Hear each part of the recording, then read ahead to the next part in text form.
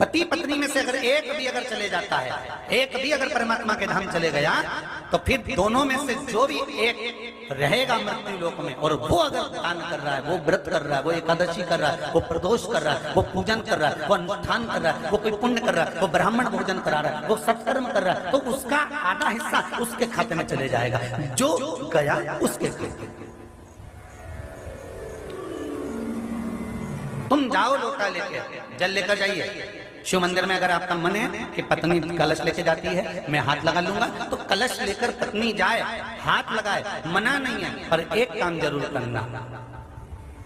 अगर जल आप चढ़ा रहे हो दोनों मिलकर, वैसे तो नियम अनुसार शरीर में अगर रोग है, बीमारी है, कष्ट है, घर में बहुत दुख है, तो जितने सदस्य घर में रह रहे हैं, प्रत्येक घर का सदस्य एक लोटा जल शिव जी पे जरूर चढ़ाए। क्यों? हो सकता है तुम्हारा ग्रह तो अच्छा है कि तुम जल चढ़ाने लगे, उसका ग्रह भी अच्छा है, वो जल चढ़ाने लगा, फिर भी घर में काम नहीं हो रहा, तो घर में जो कोई एक व्यक्ति ऐसा रह रहा है जिसका मन पूजन में नहीं जा रहा, जिसका मन शिव के द्वार तक नहीं जा रहा, भगवान उसको बुलाना ही नहीं चाह रहा, तो उसको हमें मंदिर तक पहुंचाना है। क्यों पहुंचाना है? क्योंकि हो सकता है इसी के ग्रह से हमारे घर में तरक्की नहीं हो पा रही, उन्नति नहीं हो पा रही, तो उसको मंदिर तक लेकर जाना है, उसको द्वार तक छोड़ कर आना है, भगवान के भरोसे पर फिर उसको छोड़ देना है। जब वो एक लोटा जल चढ़ाना प्रारंभ कर देगा, हो सकता है कि हमारी भी कुछ उन्नति रुक रही हो किसी कारण से।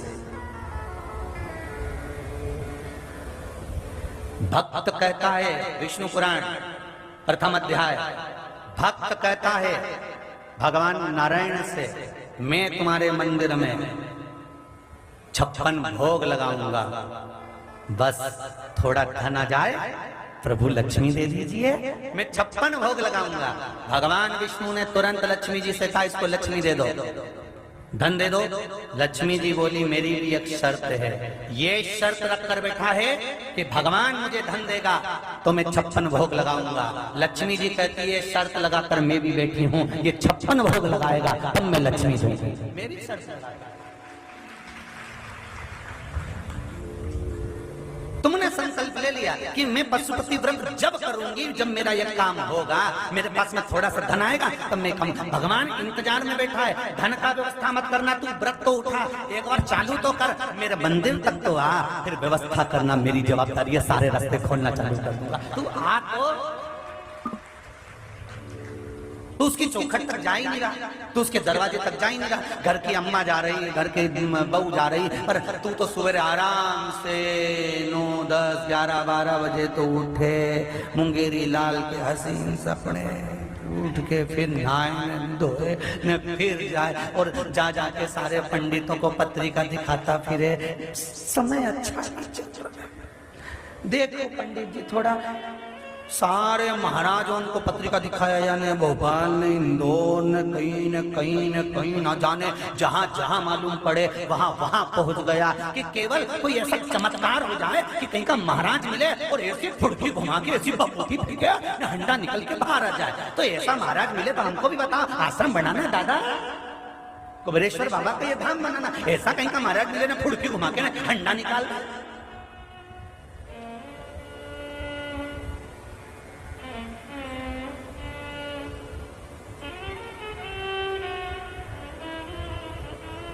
अगर ऐसी घुमा के हंडा निकालने वाले होते तो गीता जी में मेरा कृष्ण, मेरा ठाकुर नहीं कहता कि कर्म करिए, फल की इच्छा मत रखना, मैं दूंगा, तो काम तो कर। पत्रिका देखकर कह दिया तुम्हारा योग अच्छा चल रहा है, गज केसरी योग है, ओहो, और मालूम पड़े दरवाजे पे सुअर घूम रहा है, और के गज केसरी योग, ना गज है ना केसरी है, सुंगरा घूम रहा पूरा हुआ। सारी दुनिया में दिखा दिया, 11 बजे सो के उठे, 1 बजे ऑफिस में पहुंचे, 3-4 बजे तक बैठे, 4 बजे तक बैठने के बाद भी दिन भर जब से पहुंचा ऑफिस में तब से व्हाट्सएप से फुर्सत नहीं है, मोबाइल से फुर्सत नहीं है, फुर्सत नहीं, चैटिंग से फुर्सत नहीं। शाम के घर आया और भगवान का रोना रहे, भगवान तूने कैसा कर दिया, भगवान मेरा काम नहीं चले, भगवान मेरा धंधा नहीं चले, भगवान मैं तो बर्बाद हो गया। भगवान के कुछ मत कर, कहीं मत जा, कहीं जाने की जरूरत नहीं है। इसलिए शिव महापुराण की कथा में आपको बार बार कहते हैं, आप कुबेरेश्वर धाम पर भी मत आओ। टीवी के सामने बैठकर कथा सुन रहे हो, विश्वास रखकर कथा सुनना। तुम्हारे नजदीक में जो शंकर मंदिर हो उसमें 1 लोटा जल चढ़ाना चालू कर देना, विश्वास रखकर चढ़ाना, और फिर कहना कि मैं कुबेरेश्वर धाम जब जाऊंगा जब मेरा यह काम हो जाएगा। काय को आप यहाँ फालतू टाइम बर्बाद करने के लिए? कौन ने कहा तुमसे कि कुबेरेश्वर धाम पर आओ? तुम्हारा काम अभी भी तुमसे कर रहे हैं कि तुम यहाँ से जाते जाते बाबा से कहकर जाना कि बाबा मैंने सुना है कि तू 3 महीने में वापिस बुलाता है, अगर तूने मुझे बुलाना है तो ये काम कर दीजिए, 6 जुलाई से कथा होने वाली है, उससे पहले मेरा काम कर देना, तो मैं तो कथा में पहुंच जाऊंगी। तब तो बात ये तो काय करोगे? कौन ने कहा तुम अपना टाइम बर्बाद करो, इनंग उनंग बैठते हैं, धूप में पड़े रहो, आधे इधर पड़े, मत चढ़े ऊपर मुंडेर पे, कोई छतरी में बैठा है, कोई धूप में बैठा है, क्या समय बर्बाद करो? भगवान से निवेदन करो, तुम्हारे गांव में, तुम्हारे नजदीक में, तुम्हारे मोहल्ले में, तुम्हारे आसपास में जहां शिव मंदिर हो वहां पर 1 लोटा जल चढ़ाना चालू कर दो। और जब बाबा तुमको इतना दे दे कि अब मुझे किराए का भी खर्चा पूर्ण मेरे बाबा देने लगे हैं, तब ट्रेन में बैठना, आराम से सीहोर स्टेशन पे उतरना, ऑटो करना, फिर कुबेरेश्वर धाम आना। सीहोर वाला महाराज मिले नहीं मिले, बाबा कंकर शंकर मिलेगा, उससे विनती करना। जैसे एक माता ने कहा मेरी किडनी, देखिए जरा,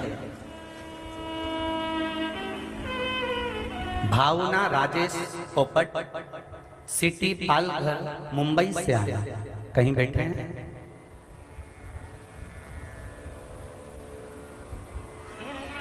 पालघर मुंबई से,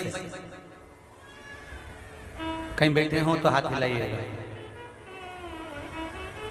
भावना राजेश जी पोपट, सिटी पालघर, मुंबई से, कहीं बैठे हो तो हाथ जरूर हिलाइएगा। हर हर महादेव। मुंबई वाले कहीं बैठे हैं, बाहर वाले पंडाल में भी कहीं पर बैठे हो तो स्मरण करिएगा। आपने लिखा है शिव कृपा से मेरी डैमेज, और जिस जगह पे लिखा उन्होंने पीले कलर की शाही से लाइन भी खींच दी है, देखिए पीले कलर की शाही से लाइन भी खींच दी कि बाबा ने मेरे पर क्या कृपा कर। शिव कृपा से मेरी डैमेज किडनी ठीक हो गई और दामाद को जॉब भी मिल गई अच्छे पैकेज का। आपको बहुत बहुत धन्यवाद।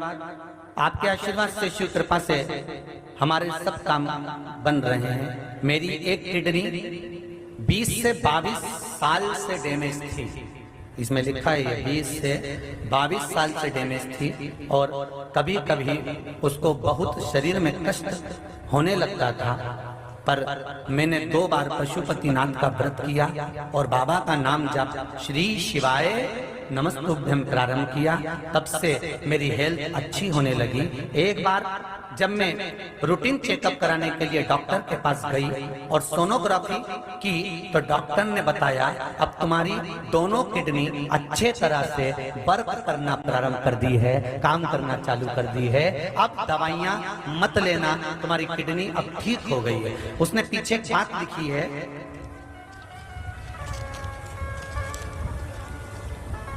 मुझे हिंदी में लिखना अच्छे से नहीं आता, गुरुजी भूल हो जाए तो माफ कर देना, मेरे हृदय की बात। तो ये शिव भक्ति नहीं तो क्या है? ये शिव उपासना नहीं तोड़ती।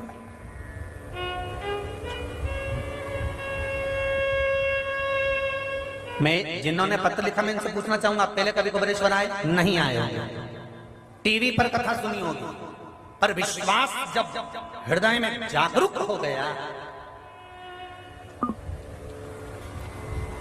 तब बाबा ने ठीक करा, तब कुबेरेश्वर धाम आए।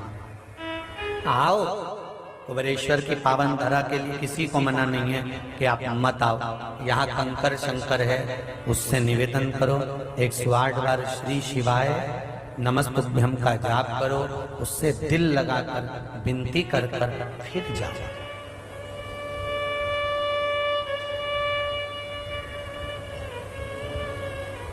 सारे तीर्थ घूम कर आ जाओ और एक बार कुबेरेश्वर धाम की धरा पर आकर देखना। सारे तीर्थ होकर आ जाओ और एक बार वो चौराहे से ही तुम गाड़ी अंदर लोगे और अंदर आते आते आते आते आते आते जब प्रवेश करोगे कुबेरेश्वर बाबा के दरवाजे से जब अंदर पांव रखोगे, बस उसका एक कंकर भी शरीर से छू गया तब आपको महसूस होगा, ऐसा लगता है कि हम तो घर ही नहीं जाएं, यहीं बाबा के धाम बस जाएं, तब लगेगा।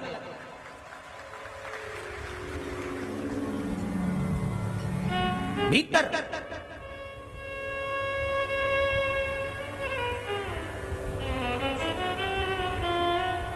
अभी ये दोनों जजमान बैठे हैं हमारे सोनी जी और पाठक जी, इनके घर में भी कमरों में बहुत सुंदर सुंदर एसी लगे होंगे, हाल में भी लगे होंगे, जोरदार सभी व्यवस्थाएं होंगी, सब कुछ होगा, भोजन भी अच्छा बनता होगा, सब काम होगा। अभी यहाँ तो एक सब्जी बने न भोजन न पूड़ी बन जाए न रोटी बन जाए न चावल बन गया कभी। अब उसके बाद भी यहाँ के भवन में कहीं रह रहे हो, कहीं रह रहे हैं, उसके बाद रात्रि को तपन भी होती है, उमस भी होती है, उसके बाद भी शिव भक्ति का जो बल होता है, जितना जितना मेरे बाबा को यहाँ पर तपाना होगा उतना तपाएगा, सब निचोड़ लेगा तुमको, तब यहाँ से भेजेगा कि अब तेरे दुख काट कर भेज रहा हूँ, यहाँ से दुख काटे हैं तब भेज रहा हूँ।